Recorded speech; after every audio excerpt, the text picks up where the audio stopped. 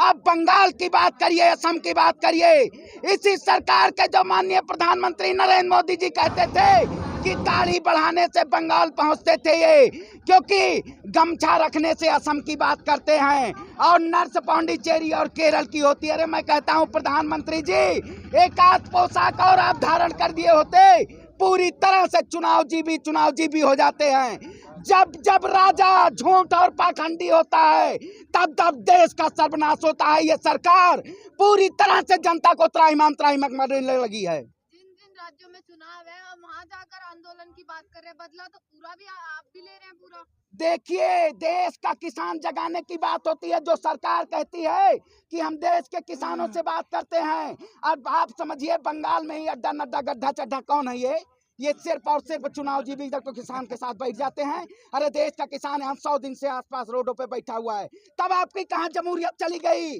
सिर्फ और सिर्फ जुमले से थोड़ी देश चलेगा, देश पॉलिसियों से चलता है। अगर पॉलिसी मेकिंग नहीं होगी, ये नक्सली चाटी को आप अर्थव्यवस्था मंत्री बना दिया है, ये सिर्फ और सिर्फ तोड़ रही है देश में, एकदम खत्म हो गया, पूरी चरमराहट हो गई है देश। आप तो बंगाल के चुनाव की आपने बात करी, बंगाल के चुनाव में भी जो युद्ध है वो घमासान युद्ध छिड़ गया है। अरे घमासान तो खाई, क्योंकि आप दिल्ली भी देखिएगा कभी, ये जय श्री राम का नारा लगा के लोगों को तोड़ने का काम किए हैं। वहां ममता दीदी सबसे बड़ी सख्त हैं, और जो सख्त होता है वो तख्त को रखने नहीं देता है। इनका तख्त उखाड़ के फेंक देंगी वो, क्योंकि ये सिर्फ और सिर्फ झूठ सरकार कहना चाहती है और इसकी कोई नहीं है। और झूठे जीवियों को 26 जनवरी को नवनीत सिंह जिसकी हत्या हुई थी, जिसकी मौत हुई थी ट्रैक्टर पलटने से, दिल्ली पुलिस की पोस्टमार्टम रिपोर्ट में सामने आया कि उसकी हत्या गोली लगने से नहीं, उसकी हत्या सिर्फ चोट लगने से। अब आप देखिए कल हाथरस का कांड देखिए आप। ये बैठे हुए मतलब हमारे बाबा जी जो हैं, ये भगवा बेस में सबसे बड़ा अपराध प्रदेश इन्होंने बना दिया है। उत्तर प्रदेश सबसे बड़ा अपराध प्रदेश बन गया है। आप बंगाल में पहुंच के चुनाव प्रचार करते हैं, लेकिन यहाँ अगर पीड़िता आप किसी को वो कर देती है और उनके पिताजी अगर FIR कर देते हैं तो गोलियों से भून दिया जाता है। ये सिर्फ और सिर्फ तोड़ने की बात कर रहे हैं। ये तो सुप्रीम कोर्ट, कार्यपालिका, विधायिका और न्यायपालिका, पत्रकारिता तक इन्होंने वो कर दिया है इसने। पश्चिम बंगाल में जो CM योगी हैं वो वहां पर भी चुनाव प्रचार में हिंदुत्व को बढ़ावा दे रहे हैं, उस पर क्या कहेंगे? देखिए, हिंदुत्व का चोला पहनने से कोई हिंदुत्व बचाव नहीं होता है। ये सिर्फ व्यापार कर रहे हैं। आप चोला बदलिए, आप ये तो भाग्यनगर भी बदलने गए थे हैदराबाद को, अब वहां भी कुछ बदलना, क्योंकि देखिए गुमराह करने से देश नहीं, ये गुमराह करना चाहते हैं कि जय श्री राम नारे से तोड़ो, क्योंकि देश, अरे आप बताएंगे, आप पार्टी के लोग हमारा धर्म बताएंगे कि हम हिंदू हैं या मुसलमान हैं, ये तोड़ने का काम किया जाता है। लेकिन लोग एकदम ये कह चुके हैं कि अब भाजपा हटाओ देश बचाओ, और यही स्लोगन है कि बंगाल हो या कोई भी अगर चुनाव आता है, अगर ये सरकार हमारे तीनों कानून वापस नहीं लेती है तो वोट की चोट से इस सरकार को सिखा देंगे कि देश की जनता क्या है। और ये भी कह रहे हैं वहाँ पे कि पश्चिम बंगाल में लव जिहाद को बढ़ावा मिल रहा है, हमारी सरकार आने पर इस पे रोक लगाएंगे हम। अरे लव जिहाद की बात करते हैं, शहनवाज हुसैन जो बैठे हुए हैं, इनमें सबसे बड़े लव जिहादी तो भाजपा में बैठे हुए हैं। अरे प्यार करना मैडम जी क्या कोई वो है? ये उसको राजनीति में जोड़ रहे हैं। आप जब समझिए, ये शहनवाज हुसैन जी से बोलिए ना, सबसे पहले लव जिहाद के तो आप ही वो हैं शिकार। ये जुमला करने से मध्य प्रदेश में देखिए, मामा कौन मामा टामा, इनका कुछ नहीं है काम।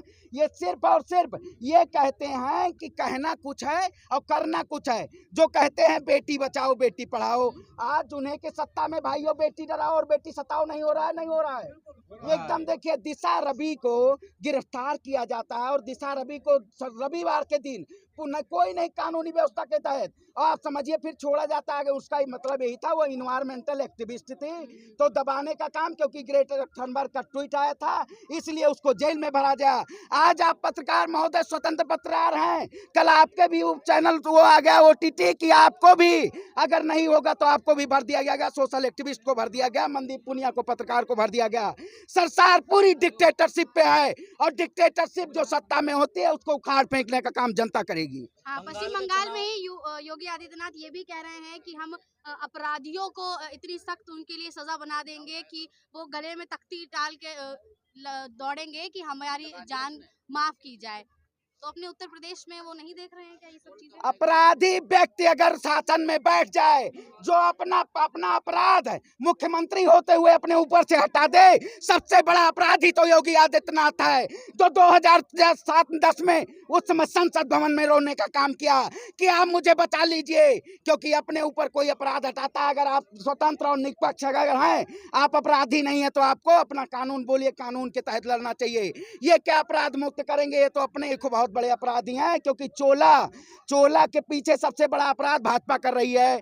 और भगवा पहनने से, भगवाधारी पहनने से, जय श्री राम नारा लेने से तुष्टीकरण कर रही है।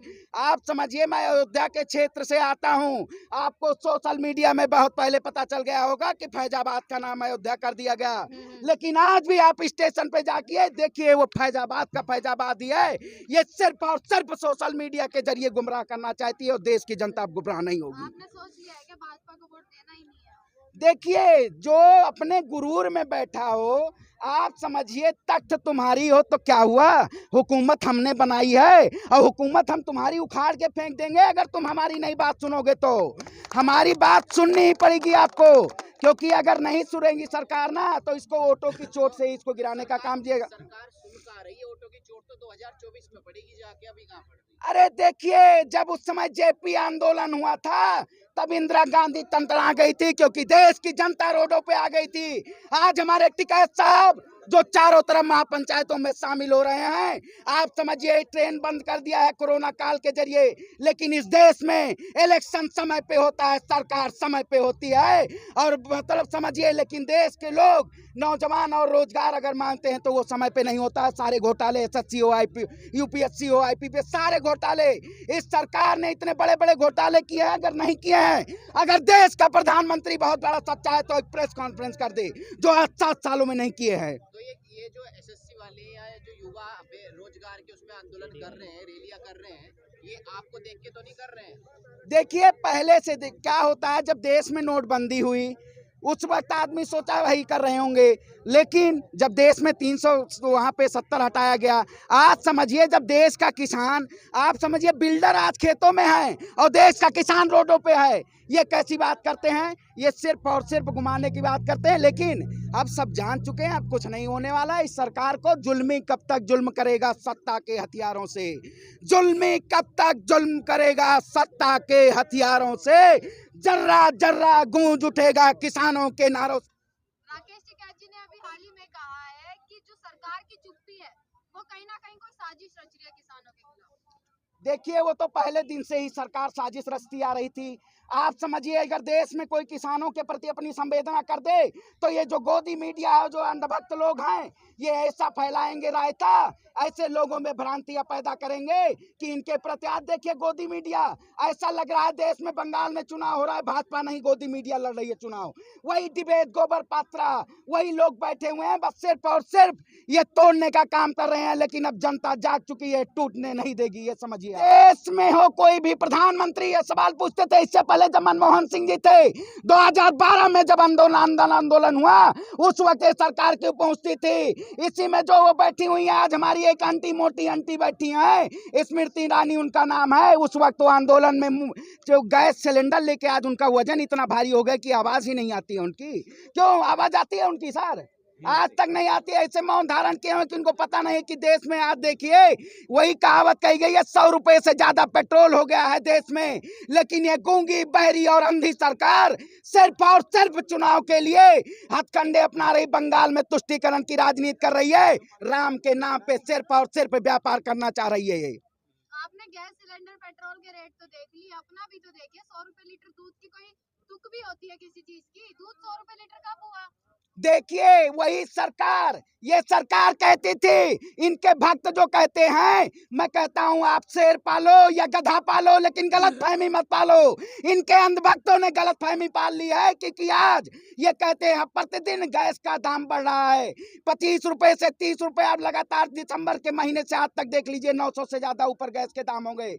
लेकिन इनके बैठे कहते हैं दूध की बात है, दूध बाबा रामदेव का 100 रुपए बिकता है, ना कि किसानों का दूध को 100 रुपए बिकता है। आप आज टमाटर की बात करें, अगर टमाटर की उपज किसान करता है तो आप गांव आइए, वहां 2 से 4 रुपए में सिर्फ टमाटर बेचने को मजबूर होता है। लेकिन यही अडानी और अंबानी के पास जब ये पहुंच जाता है, कोल्ड स्टोरेज से जब निकलता है तब 100 रुपए, तो वो एमआरपी वाले 100 रुपए बेचना चाहते हैं, ना कि किसानों का दूध 100 रुपए खरीद के बेचना चाहते हैं। ये दिल्ली नगर निगम उपचुनावों में आज रिजल्ट आया उसका, बीजेपी का सुपड़ा साफ हो गया, उस पर क्या कहेंगे आप? देखिए, इसका तो सुपड़ा साफ होना शुरुआत हुई थी पंजाब में, 5 सीटों में 4 सीटों आम आदमी पार्टी और भाजपा, एकदम इसका तो सुपड़ा बंगाल और पंजाब सब जगह से होगा, क्योंकि जो झूठ और फरेबी सरकार में लोग बैठे हों, ये सरकार सिर्फ और सिर्फ झूठी है, क्योंकि जब जब चुनाव आता है तब तब एक कोई ना कोई हथकंडा वो करने का उपाय करते हैं भाई, नहीं करते? हाँ, ये सिर्फ और सिर्फ जुमलेबाजी की सरकार है, और जो जुमले वालों को देश पे शासन नहीं करने का अधिकार है। लेकिन गुजरात में तो बीजेपी ने बहुमत हासिल की थी। देखिए, गुजरात में अब यही कहते हैं राजनीति का मैं चाणक्य हूँ, लेकिन टकला होने से चाणक्य नहीं हो जाता। इन्होंने गुजरात के लोगों को गुलाम कर दिया है। वहाँ नमक आप गुजरात से ही होता, आप जाइए, अरे जो लौह पुरुष के नाम पे ये सरकार में बैठे, आप सरदार पटेल का नाम यूज करके और उन्होंने आज अपने नाम से स्टेडियम बना दिया, नरेंद्र मोदी स्टेडियम बना दिया। अरे अंतरिक्ष में फोटो भेजने से देश की अर्थव्यवस्था और देश में रोजगार नहीं हो जाता है। आप देखिए, स्टेडियम के बाद इन्होंने रिलायंस एंड और अंडानी एंड बना दिया है।